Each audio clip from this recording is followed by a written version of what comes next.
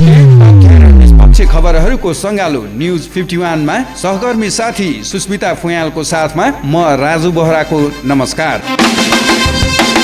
सुरु गरौँ दिनभरिका न्युज 51। बागमतीमा आएको बाढीले बल्खु तरकारी बजार डुबानमा रातभर परेको पानीका कारण देशका विभिन्न स्थान जलाम्य। यस्तै बल्खु स्थित तरकारी बजार डुब्दा व्यापारी समस्यामा। आगामी 17 देखि 25 सेप्टेम्बरसम्म 10औं Nepal European Union virtual film festival आयोजना हुँदै फेस्टिभल अन्तर्गत 11 वटा युरोपेली र 5 वटा नेपाली फिल्म प्रदर्शन गरिने। चीनको एलेक्स नामक एक कम्पनीले प्रयोगशालामा तयार पारिएको बङ्गुरको खाद्य परिकार गर्यो सार्वजनिक। चीनको स्वदेशी कालो बङ्गुरको कोष प्रयोग गरी साङ्घाई प्रयोगशालामा तयार पारिएको यस मासुको नमुनाको स्वाद लिन र यस व्यवसायमा लगानी गर्न इच्छुकहरूलाई चीन सरकारको आमन्त्रण। लोपोन्मुख राउटे समुदायले बोल्ने भाषाको लिपि तयार गरिँदै आदिवासी जनजाति उत्थान राष्ट्रिय प्रतिष्ठानका कार्यकारी उपाध्यक्ष गोकुल घरतीले आफ्नो कार्यकालमा राउटे समुदायले बोल्ने भाषाको लिपि तयार गरिसक्ने दावी। 8औं संस्करणको छायाछवि तीज म्युजिक अवार्ड 2078 आज सोमबार राजधानीमा सम्पन्न। तीजका अवसरमा संलग्न हुने सर्जकलाई सांस्कृतिक पर्व तीजका अवसरमा प्रोत्साहन मिलोस् र त्यसका स्रष्टा सर्जकले प्रोत्साहन हुने मौका पाउन् भन्ने उद्देश्यका साथ अवार्ड आयोजना भयो। आफ्नै दाजुको हत्याको आरोपमा सहोदर भाइ पक्राउ पर्नेमा कचनकवल गाउँपालिका वडा नम्बर 3 बस्ने वर्ष 37 को रतन राजवंशी रहेको प्रहरीको जानकारी। फरार रहेका राजवंशीलाई इलाका प्रहरी कार्यालय अनारमनीबाट खटिएको टोलीले गर्यो पक्राउ। नेपाल स्टक एक्सचेन्ज नेप्सेमा आइतबार नकारात्मक सर्टिक लागेको हुँदा एकै दिन लगानीकर्तालाई 1.5 अर्ब नोक्सान। बजार खुलेदेखि नै निरन्तर ओह्रालो लागेको बजार 2 घण्टा नबित्दै 5% भन्दा बढीले गिरावट भएपछि नेप्सेमा नकारात्मक सर्किट लागेको। प्रधान सेनापति पूर्णचन्द्र थापाको कार्यकाल सकिएसँगै विदायी समारोह। सर्वोच्च र उच्चका न्यायाधीशहरू, कामु प्रधान सेनापति प्रभुराम शर्मा, पूर्व सेनापतिहरू, रक्षा सचिव बेगेन्द्र राज शर्मा, रथीवृन्द तथा अधिकृत सुरक्षा निकायका प्रमुखहरू, सैनिक श्रीमती सङ्घका पदाधिकारीहरू, सञ्चारकर्मी लगायत विशिष्ट व्यक्तिहरूको उपस्थिति बीच 3 वर्षे सेनापतित्व कालका अनुभूति साझेदारी गर्दै गरियो उनको विदाई। इन्टरनेट सेवा प्रदायक कम्पनी टिपी लिङ्क नेटवर्कले आफ्नो सेवा दाङ लगायत आसपासका जिल्ला रोल्पा र सल्यानमा पनि सेवा प्रदान गर्दै नयाँ ठाउँहरूमा पनि ग्राहकहरूको माग अनुसार सबै ग्रामीण बस्ती तथा अन्य बजारमा पनि पुर्याउन सकिने कम्पनीले दियो जानकारी। स्याङ्जा भिरकोट नगरपालिका 8 ढापुक फेदीबाट गोरु काटेको आरोपमा 3 जना पक्राउ पर्नेमा ढाकुक फेदी बस्ने नयन सिंह गुरुङ, होमप्रसाद गुरुङ र खेम गुरुङ। दोस्रो महत्त्वपूर्ण खेलमा आइतबार भारतले नेपाललाई 2-1 गोलले हराएपछि भारतीय कप्तान सुनिल छेत्रीले समर्थक अघि खेल्दा मजा भएको जानकारी। हिजो भएको खेलमा सुनिलले भारतका लागि दोस्रो गोल गरेका थिए भने पहिलो गोलका लागि असिस्ट गरेका थिए। बागमती प्रदेशको 4 जिल्लामा सोमबार नेपाली काङ्ग्रेसको वडा अधिवेशन हुँदै ललितपुर, नुवाकोट, धादिङ र चितवनमा काङ्ग्रेसले वडा अधिवेशन गर्न लागेको जानकारी। आज अधिवेशनबाट प्रति वडा न्यूनतम 16 र अधिकतम 36 जना प्रतिनिधिलाई नेतृत्वमा चयन गर्ने नेता रामकृष्ण चित्रकारले बताए। बीके विक्रमको शब्द सङ्गीत अनि निशान भट्टराईको आवाजमा सजिएको चुवा नारिसाउन बोलको देउडा गीत सार्वजनिक। भिडियोमा अञ्जली अधिकारी र चक्रबमको प्रेमिल अभिनय। नेपालसँगको 2 मैत्रीपूर्ण खेल खेलेर भारतीय फुटबल टिम आज सोमबार बिहान स्वदेश प्रस्थान। हिजो मैत्रीपूर्ण खेल 1-1 गोलको बराबरीमा सकिएको र दोस्रो खेलमा भारतले नेपाललाई 2-1 ले पराजित गरेको थियो। मालदिप्समा आयोजना हुने साफ च्याम्पियनसिपको तयारीका लागि नेपाल र भारतले मैत्रीपूर्ण खेल खेलिएको। मोरङको विराटनगर महानगरपालिका वडा नम्बर 13 मा रहेको डिएभी स्कुल नजिकै एकजना युवा मृत अवस्थामा फेला। अन्दाजी 30 देखि 35 वर्षको जस्तो देखिने युवा आज बिहान मृत अवस्थामा फेला परेको युवाको पहिचान खुलिन सकेको मोरङ प्रहरीका प्रवक्ता डिएसपी दीपक श्रेष्ठको जानकारी। आइतबार मध्यरातीदेखि परेको अविरल वर्षाका कारण बनेपाको पुल बजार क्षेत्र डुबानमा पुलमाथि पानीको भेल बग्दा राजमार्गमा सवारी साधन सञ्चालनमा पनि अवरोध। सङ्खुवा सभाको मादी नगरपालिका 1 खोला गाउँका एकै परिवारका 6 जनाको हत्या। 58 वर्षीय तेजबहादुर कार्की, उनकी आमा 80 वर्षीय पार्वता कार्की, श्रीमती 56 वर्षीय मनमाया कार्की, 28 वर्षीय बुहारी रञ्जना कार्की, 10 वर्षीय नाति दीपक कार्की र 5 वर्षीय नातिनी गोमा कार्की मृत अवस्थामा फेला। अज्ञात समूहले धारिलो हतियार प्रयोग गरी हत्या गरेको जिल्ला प्रहरी कार्यालयका प्रमुख डीएसपी लालध्वज सुवेदीको जानकारी। थप छानबिन जारी। सुजुकी मोटरसाइकल तथा स्कुटरको आधिकारिक विक्रेता भिजी अटोमोबाइल्सले दशैं आयो उमङ्ग छायो क्यासब्याकको साथै बम्पर पायो योजना ल्यायो। यो योजना अन्तर्गत सुजुकीको मोटरसाइकल तथा स्कुटर खरिदमा रु 10,000 स्योर सर्ट क्यासब्याक पाइने। नेपाली बजारमा सुनको मूल्य घट्यो। हिजो आइतबार प्रति तोला 91,500 रुपियाँमा कारोबार भएको सुनको मूल्य आज प्रति तोला 91,400 रुपियाँमा कारोबार हुने नेपाल सुन चाँदी व्यवसायी महासङ्घको जानकारी। चाँदीको मूल्य भने स्थिर। परराष्ट्र मन्त्रालयले कन्सुलर सेवा प्रवाहमा स्थानीय सरकारसँग यसै सातादेखि सहकार्य गर्दै अध्ययन र श्रम लगायत विभिन्न पेशा तथा व्यवसायमा विदेशमा रहेका नेपाली नागरिकसँग जोडिएका घटना र समस्याको छिटो छरितो तथा सरल रूपमा सम्बोधन गर्न सकियोस् भन्ने हेतुले कन्सुलर सेवा विभागले स्थानीय सरकारसँग सहकार्य अगाडि बढाउन लागेको जानकारी। जनता समाजवादी पार्टीका संघीय परिषद अध्यक्ष डाक्टर बाबुराम भट्टराईले एमसीसी संसदबाट अनुमोदन गर्नुपर्ने अभिव्यक्ति दिए। ट्विटरमा उनले लेखेका छन्, यसमा राष्ट्रिय सहमति गरौं, एक उच्च स्तरीय राजनीतिक कूटनीतिक वार्ता मार्फत भारतसँगका सबै विवाद हल गरी असल छिमेकी बनौं। 2 चीनसँग बीआरआई पारवहन लगायत सम्झौता कार्यान्वयन गरौं। अमेरिकासँग चिठी आदान प्रदान सहित एमसीसी कार्यान्वयन गर्ने आह्वान। शेयर बजारमा निरन्तर गिरावट आउन थालेपछि लगानीकर्ताहरू गभर्नरको राजीनामा माग्दै मोटरसाइकल र्याली, गभर्नर विरोधी नारा लगाउँदै आन्दोलन गरेर शेयर बजार मैत्री व्यवस्था गर्न गभर्नरलाई दबाब। कुल जनसङ्ख्याको 14.96% स्वास्थ्य बिमामा आबद्ध। नागरिकको स्वास्थ्य उपचार सम्बन्धी अधिकारीलाई बिमा मार्फत सुनिश्चित गर्नका लागि आर्थिक वर्ष 2071-72 को बजेट मार्फत घोषणा गरेको स्वास्थ्य बिमा कार्यक्रम हाल 75 जिल्लामा विस्तार। सामसुङको फोल्ड गर्न मिल्ने स्मार्टफोन मूल्य 1,25,000 देखि 2,29,000 सम्म। ग्यालेक्सी जेड फोल्ड 3 मा मल्टिटास्किङ पावर हाउसका साथ 7.6 इन्चको infinity flex display, S pen जस्ता सुविधा। यसको न्यूनतम किस्ता मासिक 10,500 तोकिएको कम्पनीले दियो जानकारी। बेलायती महारानी एलिजाबेथ दवेतियाले नेपालको पूर्व राज परिवारलाई उपहार दिएको बग्गी सोमबार सार्वजनिक। संस्कृति मन्त्रालयका सचिव यादव प्रसाद कोइरालाद्वारा बग्गी प्रदर्शनको उद्घाटन। राजतन्त्रको अन्त्यसँगै संग्रहालयमा बदलिएको नारायणहिटी दरबार रहेका यस्ता सामग्री चरण चरणमा सार्वजनिक गरिँदै। एनसेल आजियाटा लिमिटेडले आफ्नो 4G सेवाको विस्तारलाई केन्द्रित गर्दै सोमबार नयाँ अभियान डेटा सधैँ अन सुरु गरेको घोषणा। यस अभियानले मोबाइल ब्रोडब्यान्ड सेवाबाट पाउन सकिने अवसरबाट लाभ लिनका लागि एनसेलले 4G नेटवर्कका साथै सधैँ कनेक्टेड र अन रहन प्रोत्साहन गर्ने।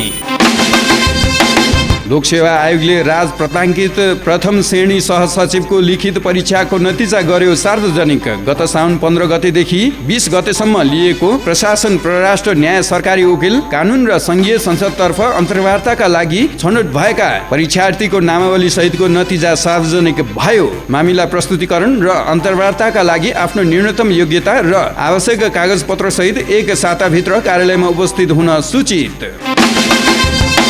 तालिबानले चाँडै अफगानिस्तानमा सरकार गठन गर्ने। तालिबानी प्रवक्ता जाबिमुल्लाह मुजाहिदले पत्रकार सम्मेलन गर्दै पञ्जसिरमाथि नियन्त्रण कायम गरेसँगै युद्ध सकिएको गरे घोषणा। अफगानिस्तानको विकास र पुनर्निर्माणमा चीनले सहयोग गर्न सक्ने सम्भावना। कर्तव्य ज्यान मुद्दामा दोषी ठहर भई फरार भएका एक व्यक्तिलाई प्रहरीले भोजपुरबाट गर्यो पक्राउ। भोजपुरको टेम्केमयुङ गाउँपालिका 5 केराबारीका 53 वर्षीय मनकेशर राईलाई घटना भएको 27 वर्षपछि आइतबार प्रहरीद्वारा नियन्त्रणमा। आगामी अक्टोबर नोभेम्बरमा युएई र ओमनमा आयोजना हुने आइसिसी T20 विश्वकपका लागि पाकिस्तानको 15 सदस्यीय टिम घोषणा।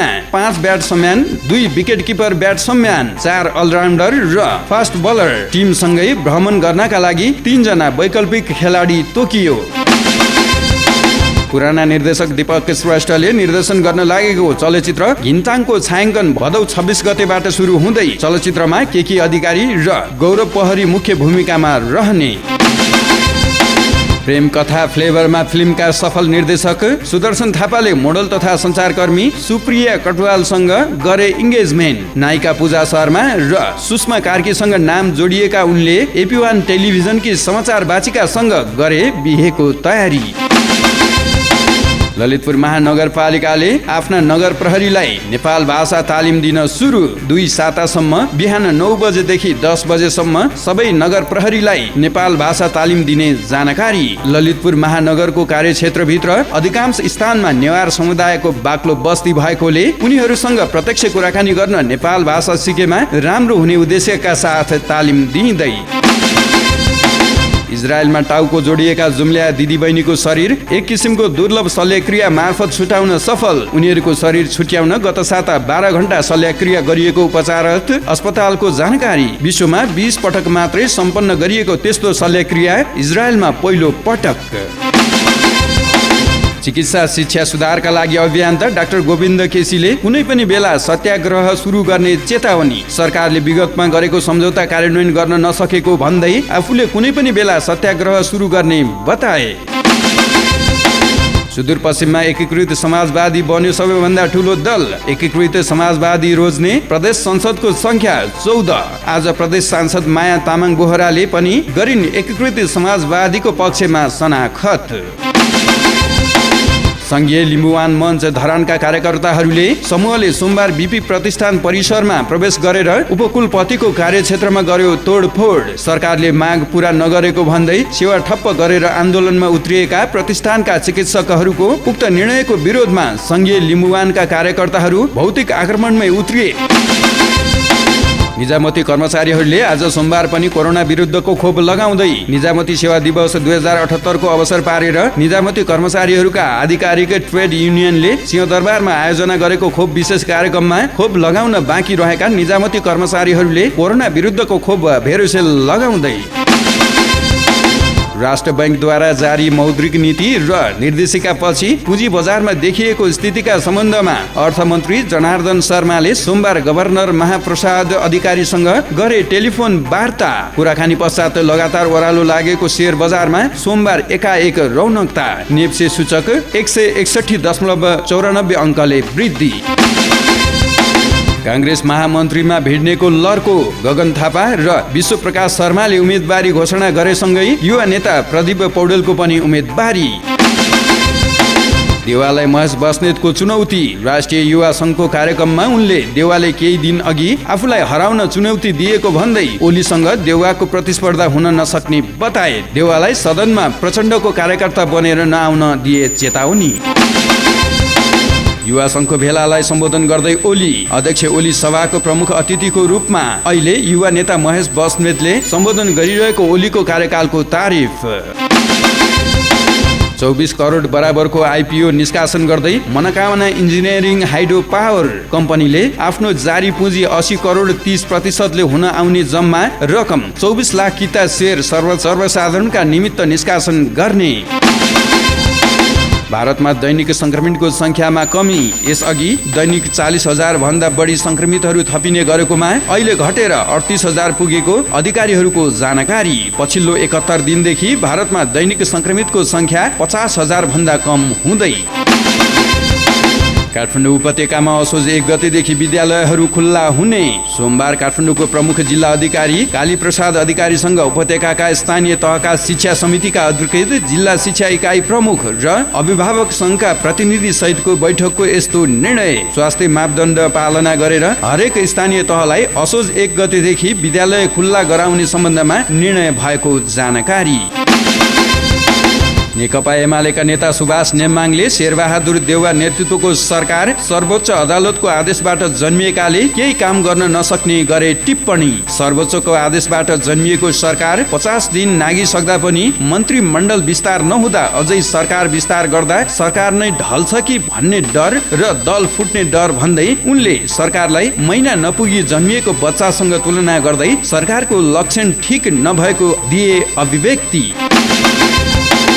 नर्भिक इन्टरनेसनल हस्पिटलले आफ्ना सबै सेवामा शिक्षकका लागि 1 सातासम्म 10% छुट दिने गर्यो घोषणा। टिचर डे को अवसर पारेर यस्तो सुविधा ल्याएको जानकारी। यो योजना आगामी शुक्रबार पर्ने टिचर डे का दिनबाट सुरु भएर 1 सातासम्म रहने अस्पतालको जानकारी। हुम्ला लगायत दुर्गम तथा हिमाली जिल्लामा नेपाल एयरलाइन्सले सहुलियत उडान भर्न गर्यो सुरु। नेपाल एयरलाइन्सले उडान भर्ने भएपछि प्रति यात्रु 7,965 रुपियाँमा हवाई यात्रा गर्न पाउने। कोरोना कहर न्यून भई जिल्लामा निषेधाज्ञा हटेपछि नेपाल एयरलाइन्सले नियमित उडान सुरु गरेको जानकारी। कैलालीका 3 स्थानीय तहलाई सुन्तला क्षेत्र बनाइने। प्रधानमन्त्री कृषि आधुनिकीकरण परियोजना इकाइ कार्यालय डडेलधुरा मार्फत बडीकेदार जोरायल र बोक्टान फुडसिल गाउँपालिकामा सुन्तला जोन क्षेत्र कार्यक्रम गरिने भएको जानकारी। सोही कार्यक्रमसँगै कृषि ज्ञान केन्द्रले पनि गत आर्थिक वर्षमा सम्पन्न कार्यक्रमको समीक्षा र यस आर्थिक वर्ष 2078-79 मा गरिने कार्यक्रमबारे अभिमुखीकरण गोष्ठी पनि गर्यो सम्पन्न। डिजिटल प्रविधिको प्रयोग बढेसँगै विद्युतीय माध्यमबाट फोनमा रिचार्ज गर्नेको संख्यामा वृद्धि। रिचार्ज कार्डको प्रयोग घट्दै। नेपाल टेलिकमको पछिल्लो विवरण अनुसार कुल रिचार्जको 42% विद्युतीय माध्यमबाट हुने गरेको तथ्याङ्क। टपअप गर्नेको अनुपात बढ्यो। र नेपालमा आज कोरोना भाइरसका 1,897 जना संक्रमित थपिए। कुल संक्रमितको संख्या 7,70,759 पुगेको स्वास्थ्य तथा जनसङ्ख्या मन्त्रालयको तथ्याङ्क। सत्य, तथ्य र निष्पक्ष खबरहरूको सङ्गालो न्युज 51 आजलाई यति नै। भोलि यसै समयमा दिनभरिको न्युज 51 को साथमा उपस्थित हुने नै छौँ। त्यतिन्जेलसम्मको लागि सहकर्मी साथी सुस्मिता फुयालको साथमा म राजु बोहरा बिदा हुन्छु। नमस्कार।